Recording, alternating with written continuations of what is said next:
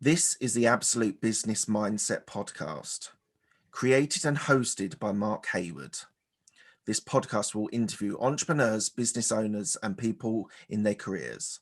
We will delve into their journey to success, key life milestones, and go deep into their area of expertise. Get ready to learn from other successes and failures. Today we have Angel Ribo, who is the CEO Confidant. Hello, Angel. How are you? Hi, Mark. Great to be here. Thank you. Thank you so much. And obviously, thank you everybody who's listening to us today. Well, thank you for joining me. It's going to be an absolute pleasure, I'm sure. So what I just wanted to give people at the start is a quick synopsis of who you are, what you do at the moment, and then we'll go back and tell the story. So you help sales teams be profitable custodians, which I'm sure we'll talk about later on what a profitable custodian is, in sales negotiation, equity creation, and all based in Dallas, US at the moment. Is that right? Yes, thank you. Right. We are going to go back to your university at Catalonia, your engineering computing engineering degree, but I want to just touch on one thing first. You speak 6 languages. Yes. Wow. So is that all based around your traveling and where you've lived in the different locations, or it was there languages that you wanted to learn and you went and learned them? Well, that's a great question. First of all, as you know, I come from Catalonia and I was born 1 hour away from Barcelona. So we are right south of the border with France. So in my school, at my age, English was not taught. So French was the only option. So thank God that was the case, because otherwise I would have never learned French. So, I really, for some reason, I was really ready to learn foreign languages. Probably one of the reasons is because, as you know, in Barcelona and Catalonia, we speak Catalan, which is a language between Spanish and French, right? So we have more sounds, the phonetic is more complicated. So I was learning French there. And mom and dad, they said, hey, Angel, although they don't speak a single language besides Spanish and Catalan, they said, Angel, we want you to learn English at the same time. So they enrolled me on a private school. So since I think it was 4th grade, I was learning French in school and I was learning English outside of school. And then magic happened, which was, mom and dad were they saved some money for me and my sister to go to Scarborough in the UK to learn English. And that was in 1981, 82. So that means that I was 13 years old. And that changed my life forever. If you have ever tried to learn a foreign language, you're always translating, right? You're always translating. So me going for a month to Scarborough meant that I went to Scarborough having to translate everything in my mind. And when I came back, I didn't have to translate anything. I was speaking English automatically. I mean, I remember going back to my private school class and everybody was, wow, you've really learned a lot.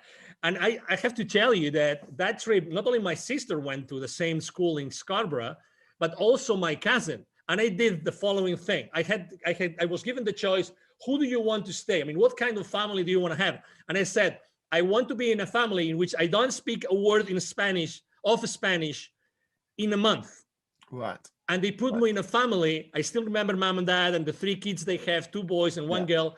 I was sharing the room with a Swedish guy. Right. It was a Swedish guy. So I was, and the thing is, God helped me so much. This Swedish guy, oh my God, was he an introvert? Okay. Was he an introvert? So I spent the entire month speaking English with the family, and they would take me everywhere, and we would go to so many places. And also the one good thing I did was I asked my Swedish roommate, hey, do you have some friends here? She said, yes, absolutely. I have so many Swedish girls which came from Sweden, which are also in the same school. I could introduce you to them. Guess what? When I wasn't with my English family, I was with these Swedish girls. Right. And for a Spaniard, that was a blast. Oh my God, did that summer change my life forever? And did I not practice my English language skills? So that was, really, that was literally how I ended up learning English and French. And then, I started traveling. When I went to college, I was part of an international organization. I was the president for that organization. And then I went to France with an internship. but I also started to be exposed to Portugal. So I had to learn Portuguese, excuse me. And then I learned a little bit of German because I was for 2 years I was dating wonderful, beautiful German girl. So I was literally visiting her, or she was visiting me almost every week. So I was going to Germany a lot. So when you're kind of your everything in your life is taking you to a place where if you just surrender to it, you keep learning and learning and learning. And eventually I used my Portuguese that I learned with a Portuguese student in Barcelona. I used it when I was conducting business in Brazil, and when I later on in my career, I moved from Barcelona to the UK to work for a technology company. Guess what? I was asked to call in English to the Nordic countries and to Germany. So I was making sales calls from the UK to those countries. So it's kind of, I always had to make an effort. Like I had to put myself in a discomfort zone in order to learn another language. And learning a language, right?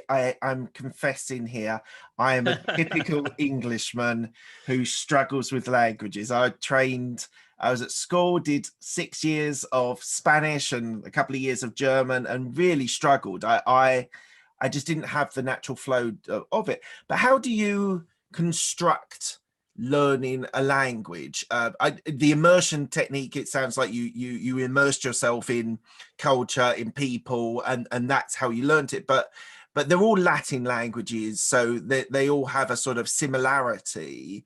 But how did you sort of approach learning languages? As you said, you're sort of translating everything Spanish to English, English to Spanish. Yes. But what sort of techniques did you use to get your languages and embed and understand with such fluidity? Your English is fantastic, and I know you're in the US now, so you do use it every day. But how did you approach learning the languages? Well, this is a great question. I remember when I was once paid, I think my first employer, when I left college, they paid for lessons. I think it was Portuguese. And they actually enrolled me. I don't know if I can use commercial names, but for this at this school, Berlitz, which they're very well known for languages and to teaching languages, foreign languages to executives. Yeah. And they would typically, even if you don't know anything about that language, you start listening to it. You start, you don't know anything, but your brain. There's something in your brain that suddenly starts being comfortable, familiar with certain sounds. And the more you are exposed, I remember when I first learned English, when I told you my story to Scarborough, having the TV set that we had in the room always on. It doesn't matter, always on. I would never do that today with the amount of fear that there's in the news. But at that point, it's always getting used to the language, even if I didn't understand what they were saying. It doesn't matter. So you actually used a word which is called immersion. There's a guru in human behavior, who is Tony Robbins. Oh, right? Yeah, I know Tony. If you ever listen to, obviously you have, or you attend one of his events, right? He talks about immersion all the time. He always makes this funny story when he started to learn polo, being on his horse and everything. Immersion. Even if you had to pay to learn a skill, but you can literally land, land in a place where that particular skill is being used. Yeah, that's the best way to do it. And again, it doesn't have to be perfect. But put yourself in a position in which you are stressed out, literally. Right. You don't feel comfortable because you don't understand anything. It doesn't matter. But your brain is starting to tune into the expressions, the phonetics. As you know, there's a certain way that every language has its own music. Yeah. Besides its own syntactics and grammar and everything, it has its own music. I think that music is as important and as the language and the words themselves. That has been my experience, Mark. Fantastic. Thank you for that. So let's go to your university degree. So you did engineering, computer engineering. So Exactly. at the University of Catalonia. Yeah. So just tell me a little bit about your upbringing in Barcelona and why you chose to do computer engineering as a degree. Yeah, that's a great story. I'm just having, memories from my high school time now. So I was born in a city. You speak Spanish, you've probably been in Spain. I was born in a city called Lleida, which is 1 hour away from Barcelona. Okay, so it's a 250, 300,000 people, city. So it's still a small town. So when I was, in high school, and actually in middle school as well, that started in middle school, I really loved computers. I didn't have a computer at home. But in school we had this lab with 4 computers, and I don't know if they were of a British brand or an American brand. They were called Acorn. Acorn. Yeah. It was. Oh, you remember that? Oh my God. Yeah. So, I mean, I remember. I right now I have in my mind the lab with those computers. Yeah. That one of them, guess what, had a tape recorder, so I could record my programs. Right. Oh my God, I loved it. I mean, I totally loved it. I remember that thanks to that, my dad bought me an Apple IIc computer while I was in high school. Apple IIc, right? So it was the most fancy Apple II that existed at that time. One of the few in the place where I was, actually the only dealer in that place. They knew me because I was all the time there looking for, software and everything. So that's how I started to like computer science and computer engineering. I was really good in programming. As I was progressing, actually one of my father was a CEO of a conglomerate of food related industry, companies, and he asked me, hey, could you do this inventory program for us? Yeah. And then suddenly for the entire summer I started to write in basic language, a program for taking for controlling the inventory of that particular, it actually was a fish farm. So, and I loved it so much. It was so good. Obviously, I always had great grades. So when it was time, my last year in high school, when I was a senior, and I was asked in Spain, you have to go through there's a grading system, right? And I had to pick which schools I wanted to, which colleges and universities. And I said, okay, so I would like to go to the school, computer engineering school in the Technical University of Catalonia. And I was, thank God I had very good grades, so I could get really into computer science. Yeah. But guess what? The first year was physics, math, calculus, programming, theory of information theory. With all due respect to all my professors and teachers and everything, I hated it. I hated it. Okay. I mean, the first semester was, I barely could pass, I think, 2 of the subjects. I mean, it was really difficult. And then the second semester, oh my God, I said, I don't like it. If this is computer science and computer engineering, I don't like it. I liked programming a little bit. I like, the soft part of engineering, of information technology, but I didn't like any of the rest.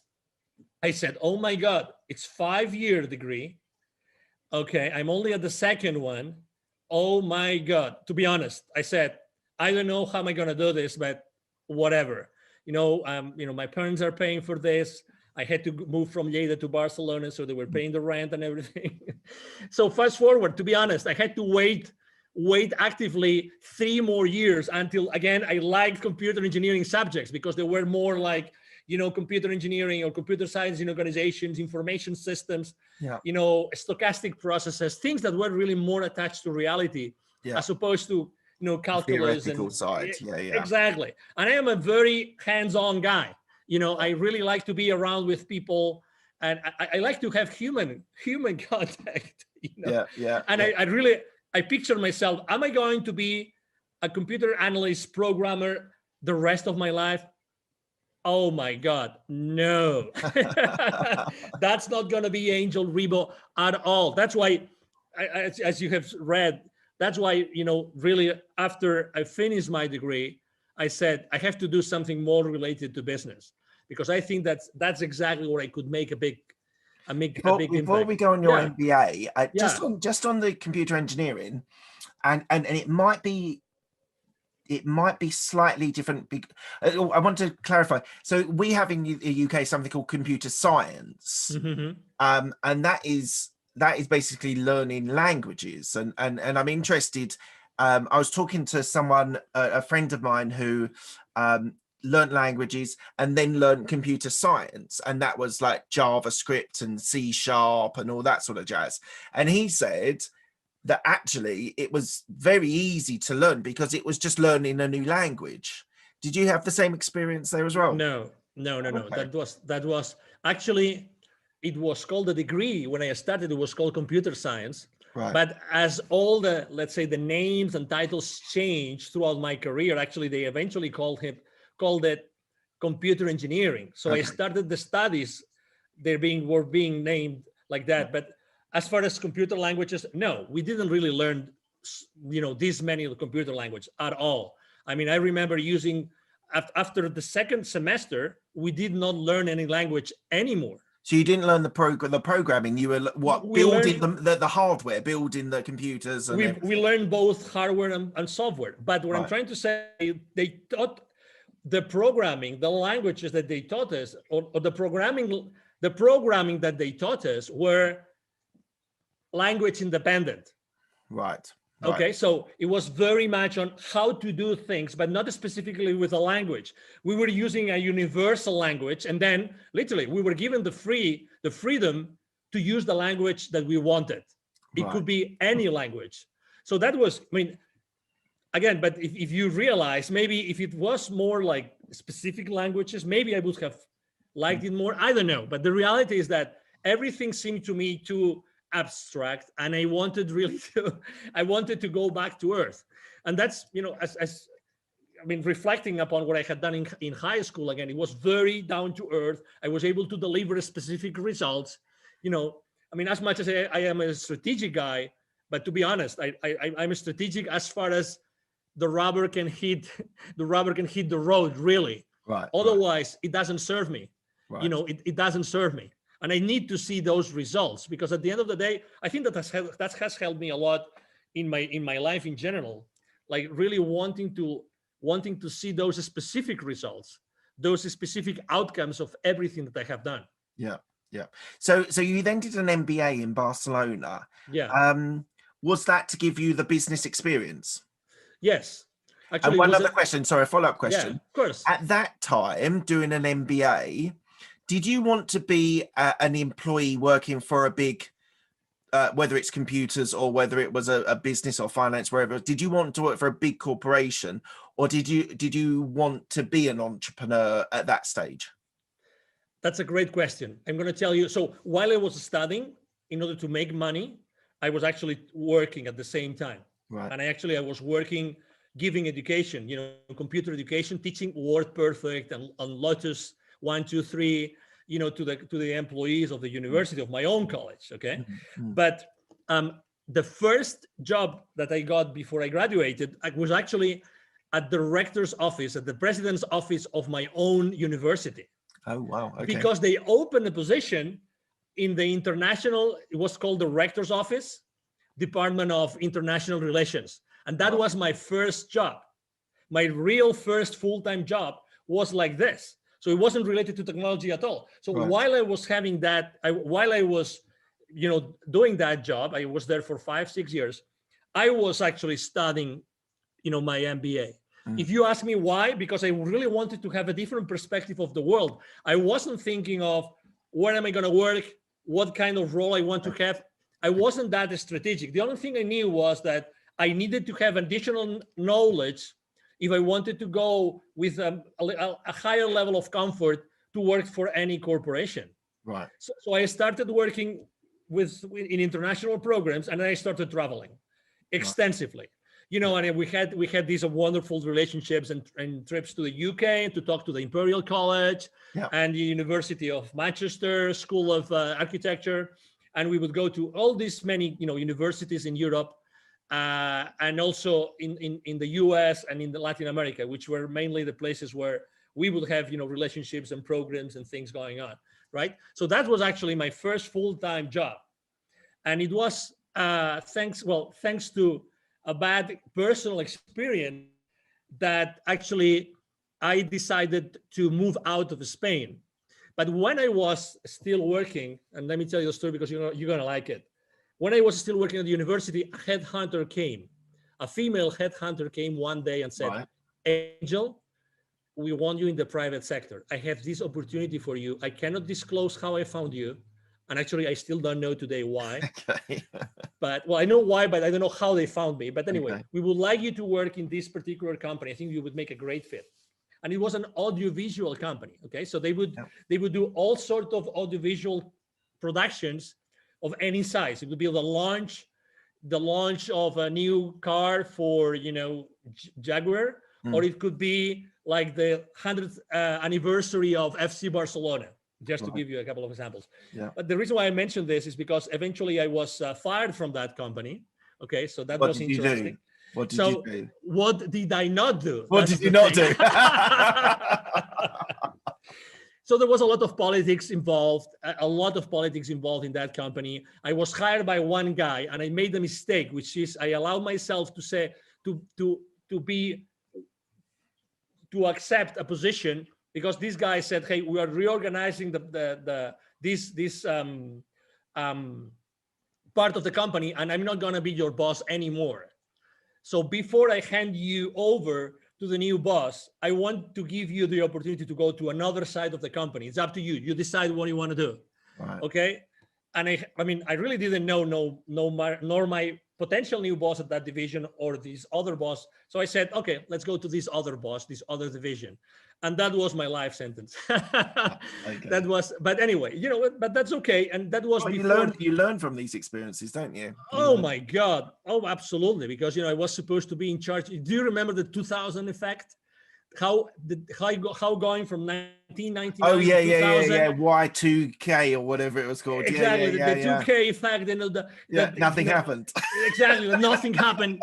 Nothing happened. The clock just ticked over. How many trillions of dollars, of pounds were spent for that, right? But anyway, so I lost my job, and then I had this conversation with my headhunter. Hey, I'm glad that they stayed at that company more than 6 months, so you get your full fee. I told the headhunter, but okay, could you tell me why did you really come to pick me from the university and take me to this private company? They were really a good company, and large and very, very well known. And she goes, well, because I needed someone really flexible. Okay. I needed someone. There was something that I really liked in the interview with you, Angel, which was and she said, so if you're ready for this explanation, Mark, she said your feminine side was the part that really attracted me. And I said, what? And what did you go? What? Obviously, I've lived in so many. I'm so open to all obviously of so many sexual orientations. I have friends all over the place with all orientations. So I said, what do you mean, right? Because I wanted to know. And she said, I want you to know something. And actually, it was the first time ever someone told me about this. So we all have this feminine side and this masculine side. We all have this. Like it or not, it's a reality. Yeah. And for what you stand in the world, you have this flexibility that's very difficult to find, in full-fledged masculine roles for men.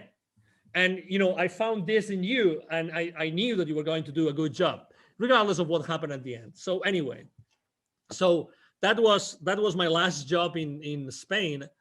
And then it was when, the universe had a wonderful position for me in the UK. And that's how I.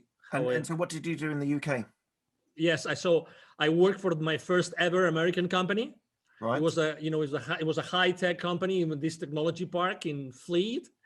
Yep. I think is it Hampshire? Fleet. Hampshire, yeah. I think it's Hampshire, exactly. So, and basically I was part of the inside sales team. I started as an inside sales guy, and then inside sales team leader. And I was like basically first making phone calls, a lot of phone calls, trying to get appointments for my field reps. Right. And my field reps were in different countries, and I handed over those leads to them. And then I became a team leader. And that's what I was doing. It was my first sales role ever. And I loved it. I loved you it. enjoyed it? It's a people business, isn't it? It's a people business, yes. And we had all those call blitzes, that we had to make X number of calls, and if you reach that goal, then you had a bonus, and then you would talk to the field reps, and they were super excited that you got them this amazing sales appointment with the CEO of that corporation. That was so exciting. I really loved it. I really liked it.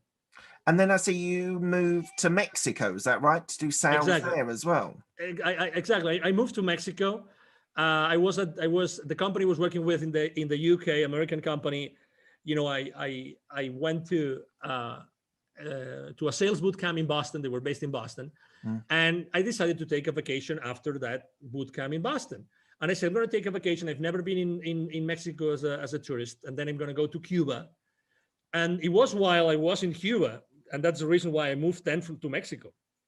I had my first spiritual experience ever. I mean, I was very down to earth, and I didn't know what a spiritual experience meant. So I remember reading that book while I was in Cuba. And I was reading this book. Is called The Celestine Prophecy. I don't know if you've ever heard of this book. No. The Celestine Prophecy. I recommend it to you. Okay. It's written by a guy called James Redfield. The Celestine Prophecy. It's basically a book that talks about the energy and how everything is energy and everything around us is energy. I love the concept. When when you're reading something and you're feeling that you already know that, and you're feeling excited about this. So it's the story about a series of scrolls that are being found in the Amazon side of Peru. Okay. Right. So it's an amazing book. It's a fiction book, but the teaching just was amazing. So I remember turning the last page of the book, and as soon as I did that, I had this rush of energy going through me. I mean, I cannot explain it. Goosebumps, chills, you name it. Yeah. And I knew that I had to do something. I mean, I remember when the sun was setting. I was in Varadero in Cuba, in that nice resort. And literally at that moment, I decided I want to go to work in Latin America. Okay. I went back to Fleet. I mean, I never explained this to anybody. Okay, now everybody knows because I have explained the story, but I never explained that to my managers. But I told my managers, both American, I told them, hey, I would like to go to work in Latin America. You tell me where you have an opening. And they said, well, we would like you in Mexico. But hey, are you insane? What do you mean? Hey, you're working here in the UK. You have a great job, great progression. Look what you have done in under 2 years. And, you're making good money. Why do you want to go to a third world country? Why would you think of doing that? And I said, why not? Why not? What's wrong? And in this case, was Mexico. And, Mexicans love Spaniards. Spaniards love Mexicans. There's so many things in common among the two cultures. And I said, I would love to go to Mexico. And I think that there's a lot of things that I can do while in Mexico. Just before you talk a little bit more about Mexico, so you were saying about that book that had a massive impact. So yes. I started binging audiobooks on business, finance, self-development, all this jazz. I don't know, it's probably 6 or 7 years ago now. And I interviewed someone who said you should read The Alchemist. Have you read The Alchemist? Oh, absolutely. So I was binging on this business stuff, and he's like, no, this will give you a really good perspective. It will open your eyes. It will spiritually help you. And I was a bit cynical, but I listened to it on audiobook, and it changed my life. It really changed my life, having that perspective on people's behaviors, people's way people react, and the way I should or the way the character in the story reacts to situations, and I'm even, while I'm telling you about this little story, I'm even thinking of the stories within the actual story. So so I know what you mean. I didn't decide to move to Mexico or anything, but I definitely know what you mean. Like non-fiction books can have, like, because as I said, I binged on business books, but that really was a life changer and a really inspiring book. So sorry, I just wanted to just pop that in there. Sorry, you were saying about Mexico. No, so but I would like, no, but I mean, to your point, I mean, I downloaded my first Audible book before Audible was even an Amazon company, and I think it's a great companion. I think that for while I'm in the shower, while I'm driving, while I'm commuting, I mean, while I'm exercising, audiobooks are a great companion. They're fantastic. I must admit, my intake has reduced, because I used to do it on the commute into my office while I was still working in corporate, and that was my, as you say, companion. That was go in, listen to a story. I listened to it at 2 times speed as well. My brain now assimilates it faster. I think that's one of my life hacks. Like, if you're listening to audiobooks, put it on 2 times speed, because your brain just reacts and starts assimilating the information, even though it's coming through faster. Thank you. So try that out. That's a great tip. Try that out. I never thought of doing it, but that's why I never thought of doing it, because when I tried 1.5, it was so uncomfortable. No, the thing is, no, I know. You literally have to do like 2 or 3 times of trying it, and then your brain just switches, and then it goes into that level as well. Exactly. No, you just, absolutely. I mean, I am a follower of a guy called Dr. Joe Dispenza.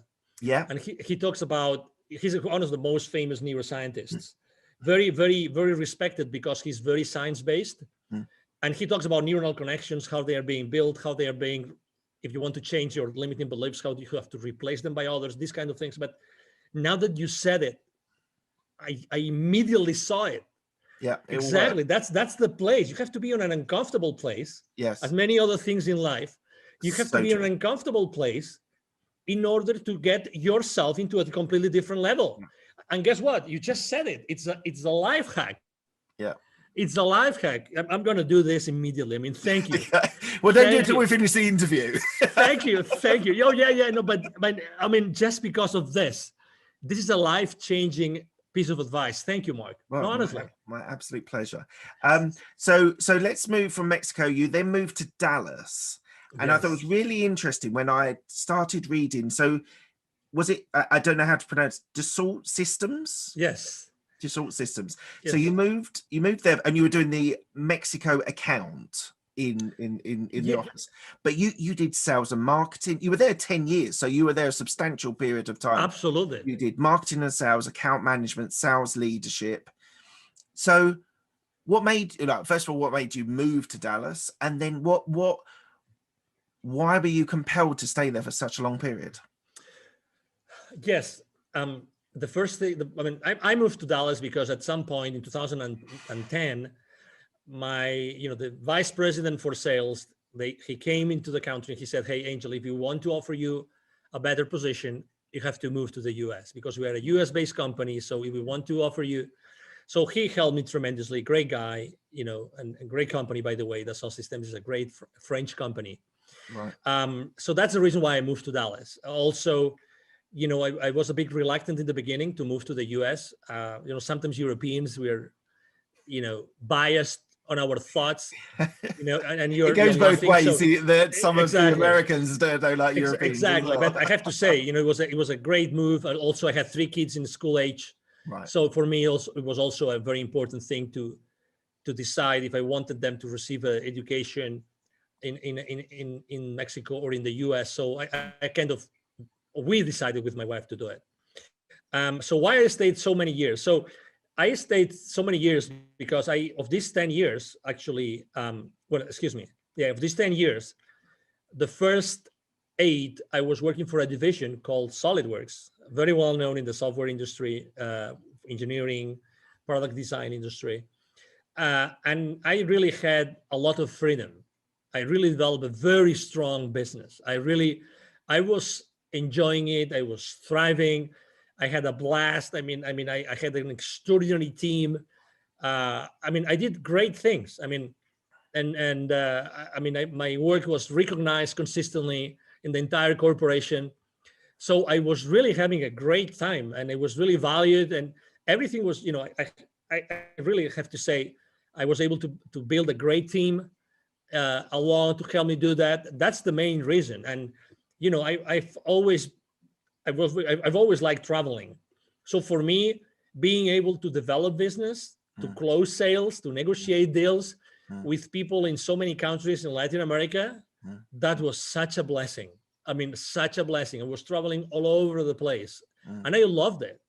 Some people are maybe reluctant to travel, and when they offer a position, they say it's 50% travel or 75% travel. Yeah. For me, 100% travel was amazing, right? Because that's who I am. Don't ask me why. It's just who I am. Probably because of the languages, right? Because I feel like a citizen of the world, that I can go anywhere, and I like learning. I like being exposed to new things, and that's who I was. So that's why I stayed in the company for so long. And was there a specific career development that was opened up to you? And like, not necessarily your first day, but in the first year, they said, "Look, Angel, we think you can keep progressing." Like, what was it opened up to you, or did you have to fight for the progression? Like, what was? I had to fight for the progression. I suppose you were in sales, so yes, I had to fight for the progression. Again, it is what it is, and again, you always put wherever you are in your life, you have a scale, right? In your mind, right? And you put one things in one side and one things in the other. It's a matter of balance. So you find the right balance, So I was really, as I mentioned before, freedom. I had a lot of freedom to do a lot of things. I developed a certification process for my sales force, a certification process for my entire channel, distribution channel. I designed training programs. I had so much freedom, and I could do so many things. And we had no boundaries. We could do anything. And we deployed strategies in Latin America that nobody had deployed worldwide, literally. So I had so much trust from my managers and the leaders of the company. Oh my God. And again, I value my freedom a lot. A lot. And did you have a coach or a mentor there? You said about the person who brought you in. What was that available to you? Not really. That's a great question.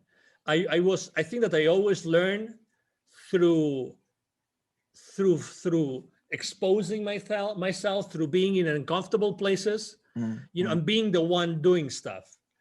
Probably my passion and my enthusiasm helped me a lot, so that when I was proposing something, people would, go with me all the way. I was one of these guys that I would really, walk my talk. So people would come along with me, but there wasn't this written career path. I wish, because that gives you a lot of certainty. That's why, I was, people talk about the term like a corporate survivor. Yeah. In the sense that even though there was not such a career path specifically laid out for you, still I was able to thrive, and I was able to get different positions. I started as a sales rep or a sales manager, and then I started to incorporating territories. That's something that happens at corporate, right? You keep on bringing additional territories, additional revenue, right? And eventually, when I moved to the US, I incorporated, strategic accounts and accounts that were present at both sides of the board, and these kind of things. Right. Okay. Well, let's fast forward a little bit. I do want to talk about this, but we're gonna have to move on. You're a TV host on a station in Dallas. Unfortunately, we're going to have to keep going because I want to get everything in. Go ahead. So what I suddenly started seeing at a certain point of your career, you created CEO Confidant, which we'll talk about in a minute, but you started doing philanthropic, it's charity work that you started to do. So you became the president and co-founder of Wisdom for Kids, and you also, this is not so charity, but you became the CEO of Divine Human Ventures, which is helping the gap globally for companies to reach different parts of the world. So what made you take that shift, which is beyond the sort of corporate or entrepreneurial world, into those areas as well? Well, when I have to say, I started to prepare myself before I left corporate world in 2016. I started to prepare myself, and I started going to different conferences of people that knew about things that I thought could be valuable for me. Right. They were basically, these famous online marketeers, these people that have done, online launches, that they know everything about coaching programs, sales funnels. So I attended so many conferences during 2014, 15, and eventually 16. So, so I prepared myself for doing that. I'm telling you about this because in 2015, 1 year before I left corporate America, I had a spiritual experience. Okay, it was the month of March.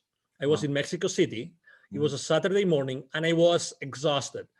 I used to like to say when I was in the UK, I was knackered. Okay, yeah, exactly. That's a great expression. So because I remember that morning very well because it changed my life forever. So it was at that hotel. Typically, I would fly back to Dallas to be with my family on a Friday night, but I missed my plane, so I had to reschedule for Saturday, and I couldn't reschedule for the first flight in the morning, so I had to reschedule for the 5 p.m. flight on Saturday. So that means basically that I would spend 1 day less with my family. So I was really remorseful. I woke up, I was at that hotel. I remember exactly where I was, in which room I was, and as soon as I went into the shower and the water that Saturday morning, I had, and now I recognized it, right? Or I then recognized it. I had a full-fledged like spiritual experience. So remember that what I told you that I had in Cuba before? So that happened, but with a lot of images, a lot of flashes, and a lot of things that made me cry like a baby. So imagine myself, from the outside, you would only see an adult, a young man crying in the shower under the water. But I was having all those flashes of basically all those kids in need that I had met so many times while I was conducting business in Latin America. So picture this, right? My clients were, and that's why I call myself the CEO Confidant. My clients, while I was in Europe first and then in Latin America, my clients were always large manufacturing companies. And I was always, because of the way we were conducting business, I was always talking to the C-levels of those companies. So I was always going to close business to these top, level the executives of those manufacturing plants. But guess what? In Latin America, manufacturing plants are where? Outskirts of large cities or even rural areas. And guess what? Where is the poverty? Where is the poverty in those areas? Exactly in those very same areas. So every time I would go to those manufacturing plants to talk to those high executives, before getting into those places, I would see so many examples of kids coming to me and saying, "Hey, sir, senor, would you buy some gum for me, some candies? Would you allow us to keep your car safe while you are inside of the plant? Or could we wash the car? Could we clean your windshield for you?" So all those images of so many examples of kids in need, this came to me so strongly while I was in the shower.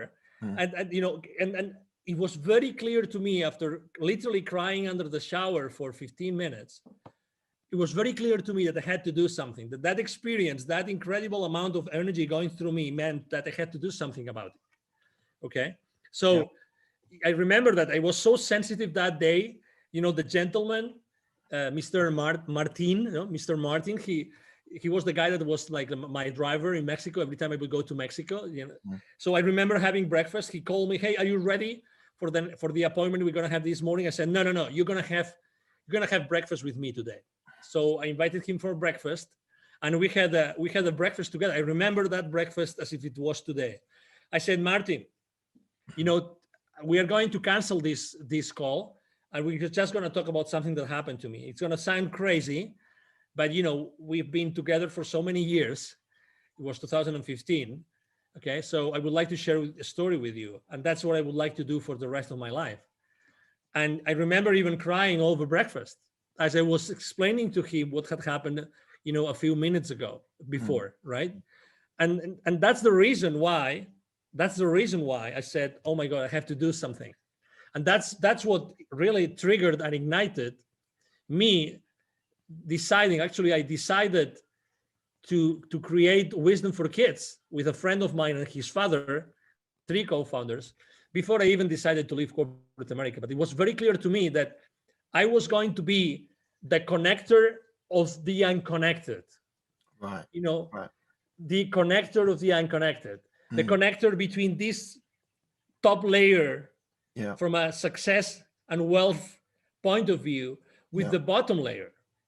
Right. And obviously, through my work for so many years, I had not only sold and developed business, but I also had trained my distribution channel, my distributors, my resellers, my business partners. I had taught them how to become, good companies, I had helped them to grow their businesses. So I was always doing this, like helping these partners of ours, grow their businesses, but also eventually the main goal of all the services I'm providing to my own clients, to those manufacturing companies, was how to accelerate the growth of their businesses. Right. So you see, there was this common denominator.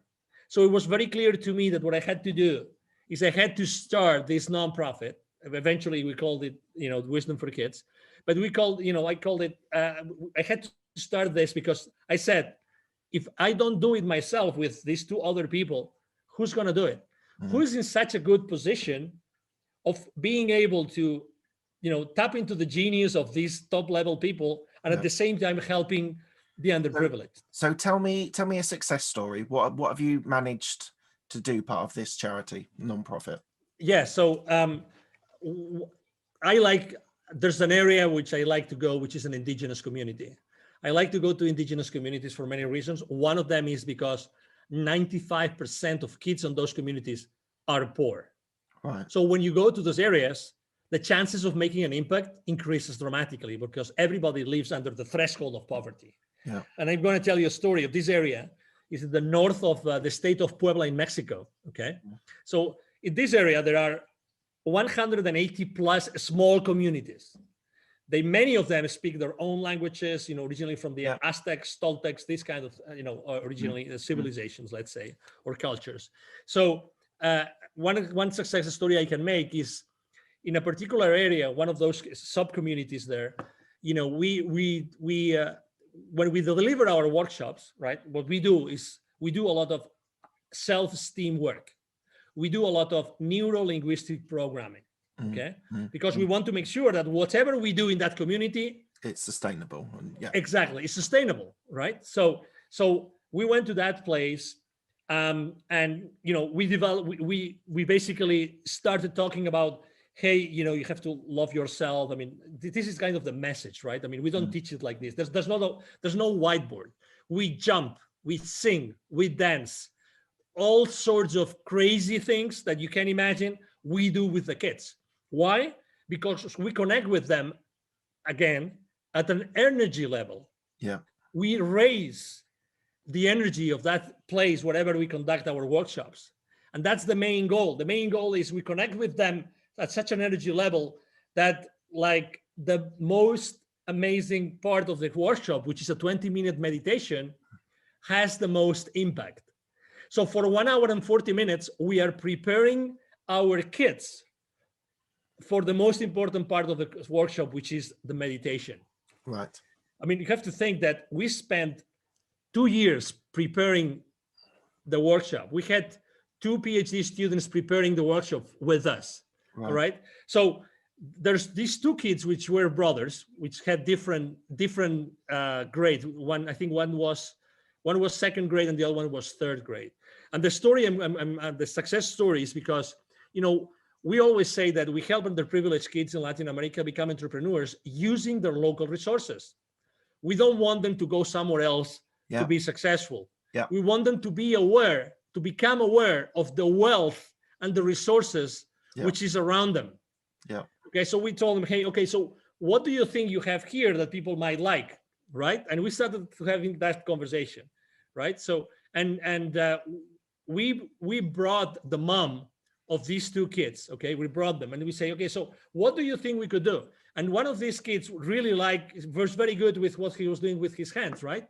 And we said, why don't you start making, and it's a very simple thing, but bracelets with stones that you were able to find here.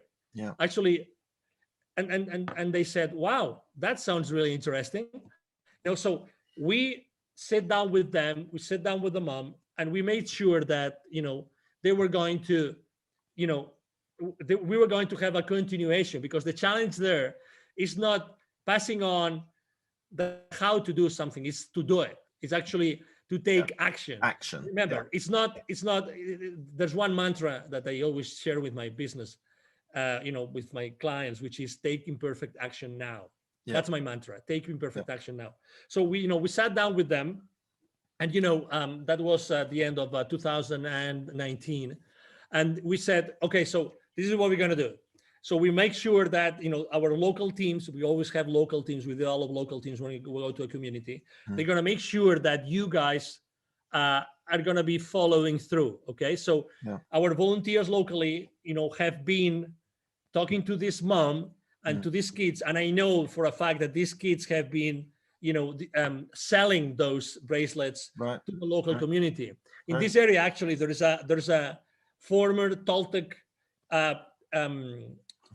pyramid compound. So it's a very highly charged, again, energy place. It's a magic place. So they already have a place where tourists go, so they can sell those bracelets already to the local community. And after that, there's going to be many things that are going to happen. I mean, obviously, unfortunately, the world closed down, unfortunately, in 2020.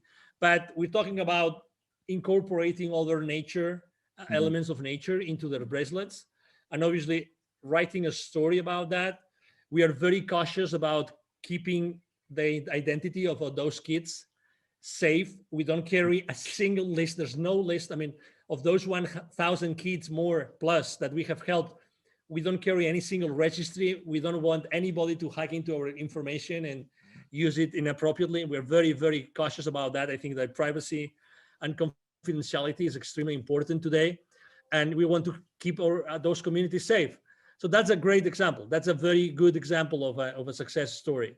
That's fantastic, and all power to you. I think it's a wonderful idea, and what's so great about it for me is that you're inspiring children to perhaps be entrepreneurs, but in their community, in their country. They don't feel they have to go to America or go to the cities. They can develop within the local community, which I think is wonderful. I want to ask you a question which I don't often ask, but I'm intrigued. So you've described yourself as a global citizen.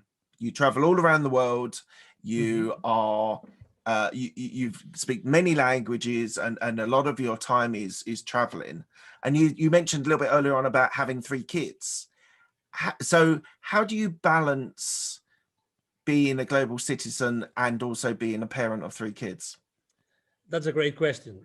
And let me make a confession. I think that once my wife gave an interview to someone and she said it, so that's why I'm going to say it.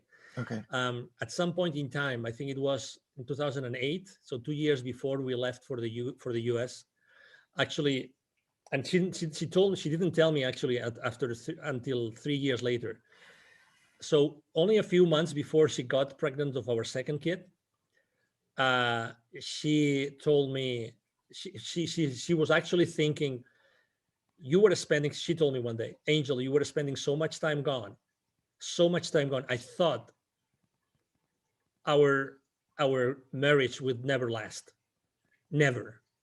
We were living in Puerto Vallarta in the Pacific coast of Mexico. And I would literally spend 2 weeks in a row gone. Right. Like gone. And we had at that time we had an 8-year-old kid. I was literally gone. And that comes with a price, right? So I loved, obviously I was gone because I loved what I was doing. I totally loved it. But so so that came definitely with a toll. right? And when I made the decision of leaving corporate America, actually one of the main reasons besides my nonprofit was I really would like to spend more time with my family. And let me tell you, I've taken my second kid, my 12-year-old now, I've taken him with me to do what I do. Right. And it's really eye-opening because I remember when I took him for the first time, we got to the place in the mountains. It was a very poor village. You know, there was the Sunday market was on. It was dirty. It was smelly. It was raining, you know, cats and dogs. And my kid, like we had literally, I mean, we took a 6.5-hour bus from Mexico City to that place in the mountains. Oh, okay. Yeah. Yeah. Okay. I mean, and my kid said, Daddy, I want to go back home now. I don't want to be here. Oh no. I don't want to be here. That's not what you want to hear, the whole landscape, you know, the whole scenario was so, let me use the right word in English, appalling for a kid that he said, I want to go back home. I don't want to stay here. I mean, I really don't want to stay here. Well, luckily enough, the next day it stopped raining. It was, you know, as you know, in the mountains, then it was warmer and it was very nice sun. And then obviously he was involved in delivering the workshops. Yeah. He was one of the highlight of the kids because they got to see a kid from a completely different life with them. Yeah. You know, and then he changed the way that he was seeing the whole wisdom for kids that Dad is doing, you know. Yeah. And it was a great experience. And now he knows and he understands exactly what an underprivileged kid means.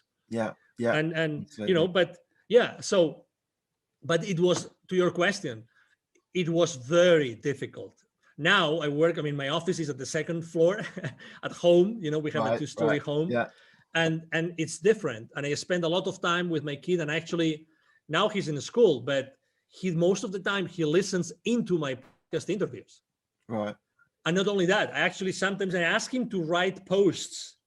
He's brilliant. He's much smarter than me. I mean, needless to say, his genes are much better, much better. And he's brilliant in English. He's brilliant. He got this prize from his school for his English, you know, skills. He writes really good.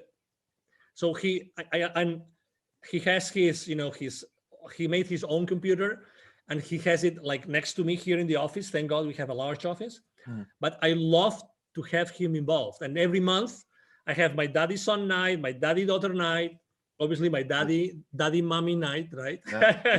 Date night, we call it. But it's important because otherwise, I mean, you know, I mean, just to mention something, the last 12 months, how difficult have they been for the families? Do you know what? So I left corporate in October 2020. So I'd sort of been living a dual life. I had my corporate career and then I had my podcast and various other things.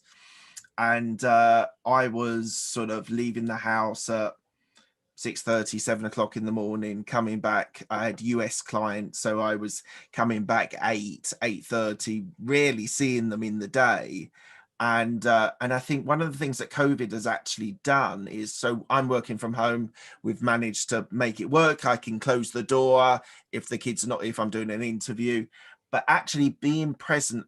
It's not always that you're like, I'm doing a little bit of homeschooling at the moment. We're in lockdown in the UK, but my wife's brilliant and she does most of it. But just being present and being around and having meals with them and having breakfast with them and being involved in their lives is probably, for me personally, the biggest thing that COVID has given me as a benefit. Now, obviously, there's terrible, terrible stories and deaths, and people I know have had sorrow and sadness. But the one thing for me that's been great, it didn't push me to leave corporate America. I was leaving. I just hung around a little bit just in case what was going to happen, because it was also new. But I think the thing is making a really important point that that I wasn't necessarily traveling a lot, but it just, the corporate world sucks you in and it wants more and more from you.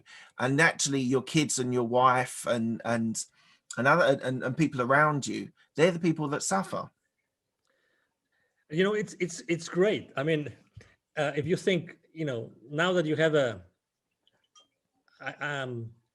I have to say that after leaving corporate, I was by myself in the desert for many months.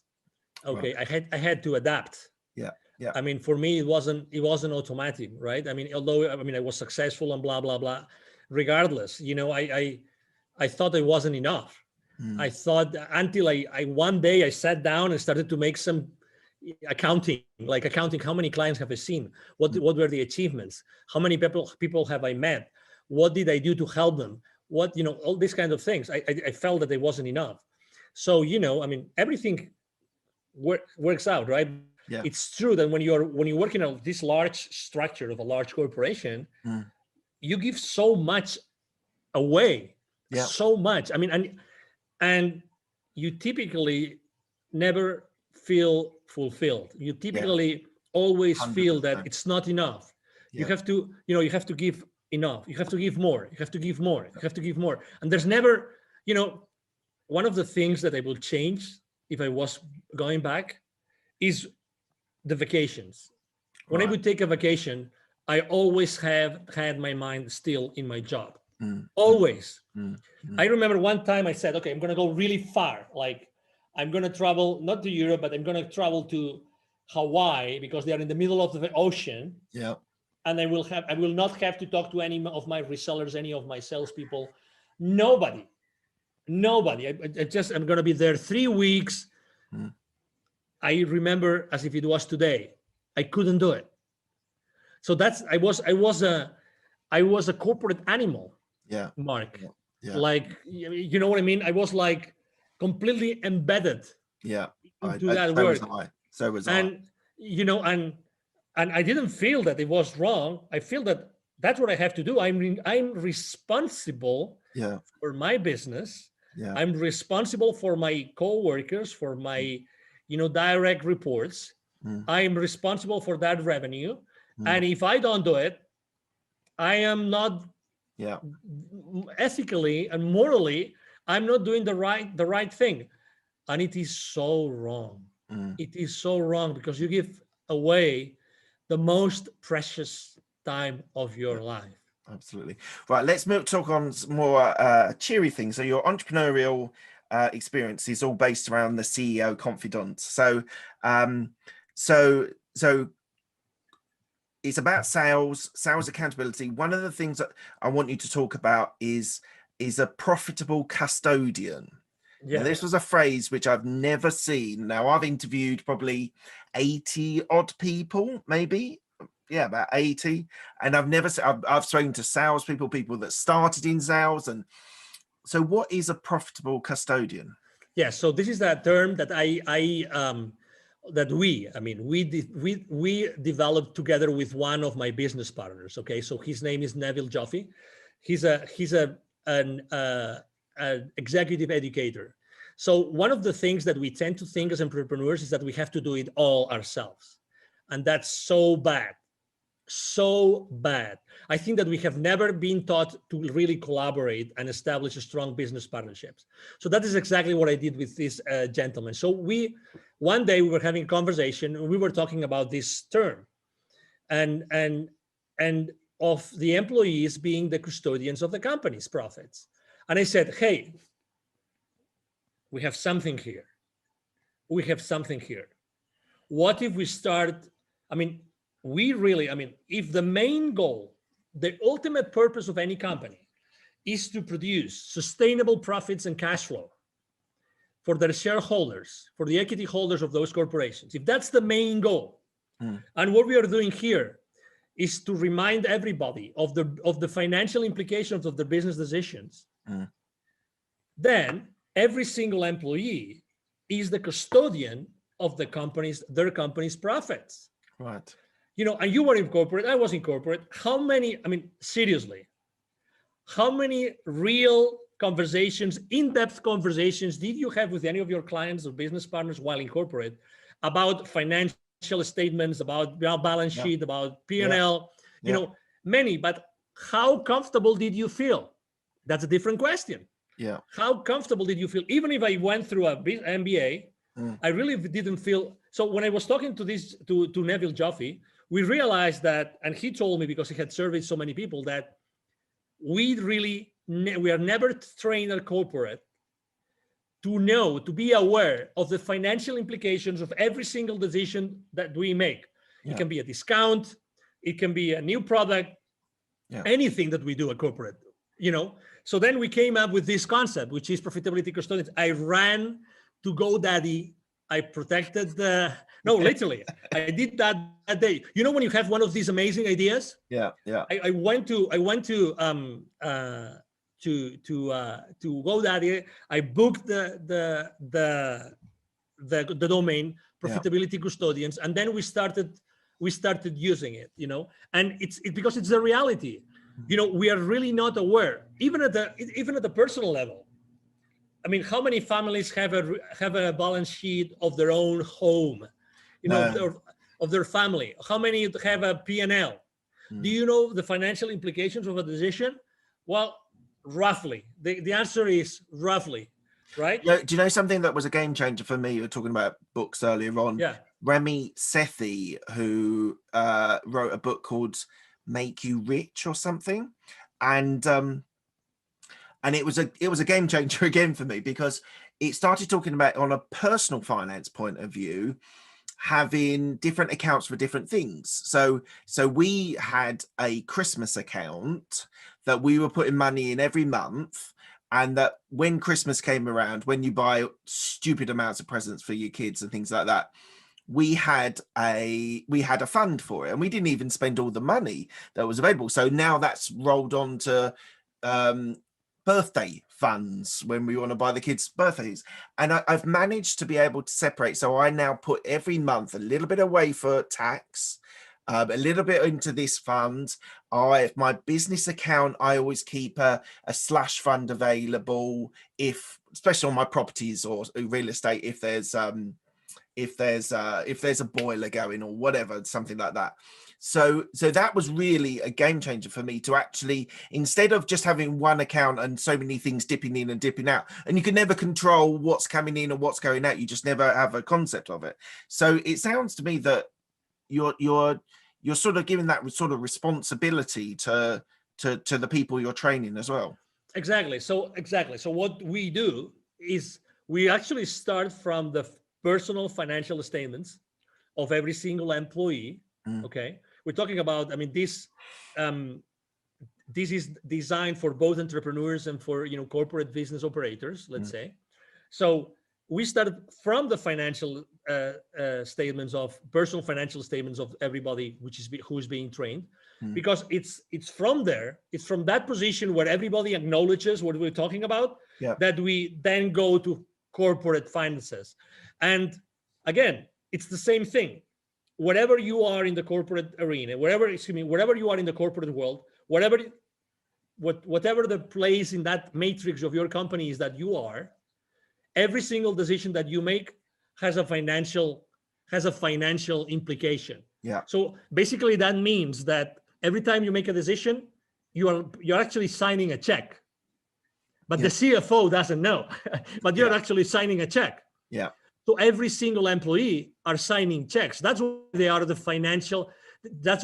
profitability custodians. And exactly, it's a very unique term. But every single employee is the profitability custodian of the company's profits, because that's the nature of the company. And that's a blind spot. That's a big blind spot. We run, as you know, we are very active on LinkedIn. We run a survey. On my profile, I run a survey asking, what do you think is the main blind spot of salespeople in the corporate world? And we expected that profitability would be one of the top places. It wasn't the top. It was not the top. So that's why, again, even though every single company exists, in order to produce sustainable to increase sustainably, shareholder value and cash flow, that's the main goal of a corporation, then very little is done at an employee level. Obviously, the CFO knows what he's doing, but how much is being done in order to align? 100%, especially in corporate, because people that I worked with. So I want to talk about innovation, but just on that. Go ahead. Well, I'll lead into innovation, but people that I worked with, they had no responsibility for their products that they were working on. They turned up and they did tasks, and that was they then left. And they had, as you say, they had no responsibility of trying to make it more efficient or to raise revenue or go out. And the reason why I was successful in it was because I was interested in business development and actually finding new clients, finding new markets. So I know sales is slightly different to what my experience of corporate America is, but how does innovation sit with the people that you work with in the sales environment? So innovation for you in the sales arena is different to I was in KPMG and PwC in their software, so I helped sell and implement software. But how does innovation sit for the sales market in corporate America, or even in entrepreneurs that you help? So do you mean, are you talking about the importance of innovation within because my I think customer people, base? Or well, I think people just aren't aware of the importance of and I mean innovation as in making a difference, making a change, in trying to make something better, whether it's with a client or within an internal system or whatever. Yeah, I mean, I think that, in theory, everybody embraces innovation, right? Because innovation means you are able to create something new. We are all by nature creative. We love to create, but then there's this gap between, okay, I create all those things. You mentioned several products. You create those products, but okay, in order to deliver those, there's going to be something involved. In order to market those, there's going to be something involved. In order to sell them. So this is the gap which is being forgotten.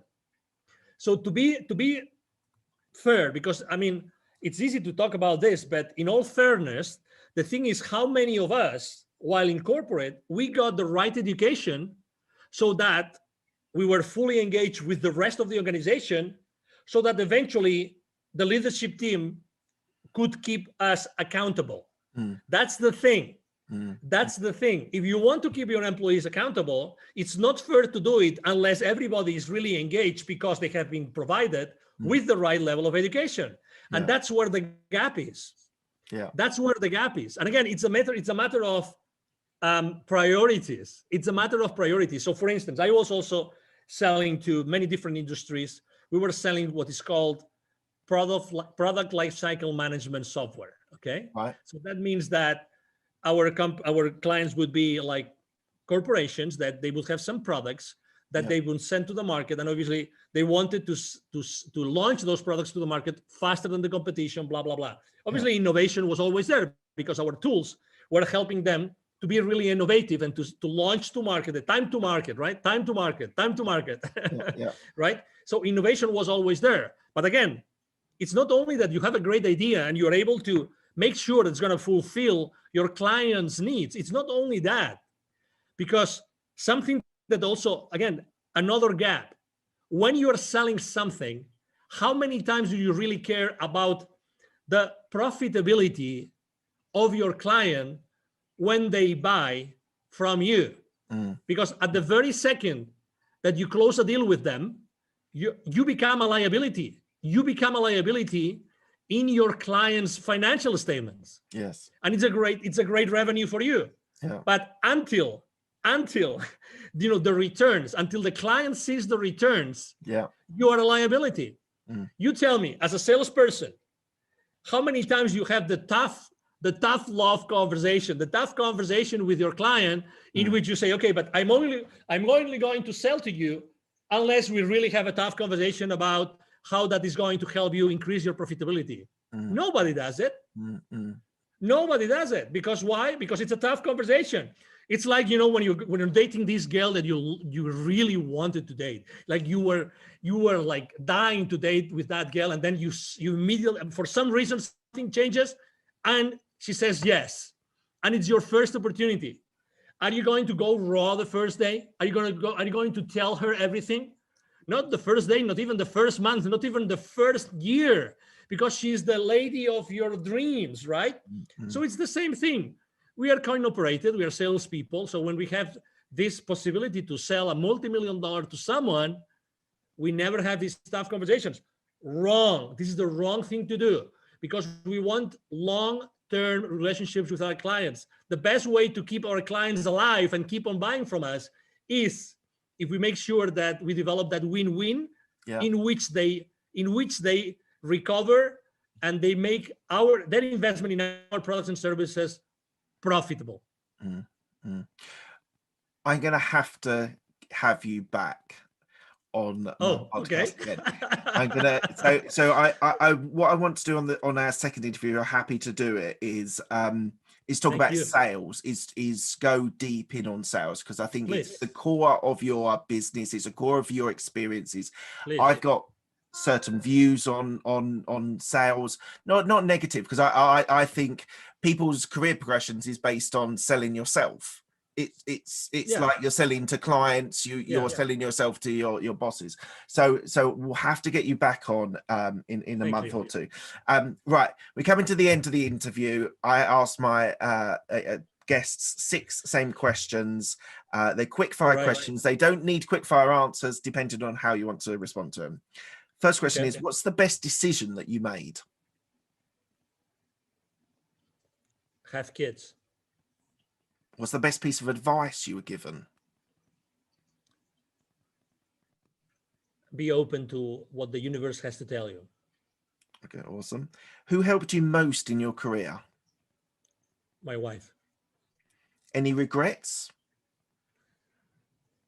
A lot, but I wouldn't be who I am unless I had gone through those challenges. So that's okay. I'm a human being, so I am still wired, and I still feel that I did something wrong. But really, I'm happy to be who I am with all my flaws. That's fantastic. What are you most proud of? Well, what I have achieved. I've helped so many people. All the lives that I have been able to change. Awesome. And what does legacy mean to you? Well, legacy means all those things that the people that have been able to impact, to your previous question, all those memories, all those examples that I was able to give to all these people, the people that I was able to lead throughout my life. And that includes obviously my wife and my kids. Fantastic. Thank you very much. Where can people find you? Thank you. Yeah, very easy. Go to LinkedIn, Angel Ribo, the CEO Confidant, or send me an email. Ribo is spelled like R-I-B as in boy O. So my email address is angel, as in heaven, angel@angelribo.com. And I have to tell you, or myself or someone in my team will be, kind enough to respond to your message. So don't hesitate to write to me. That's fantastic. Thank you very much, Angel. It's been an absolute pleasure. Thank you. The pleasure has been mine. And obviously, thank you very much to the audience who has been listening to us today.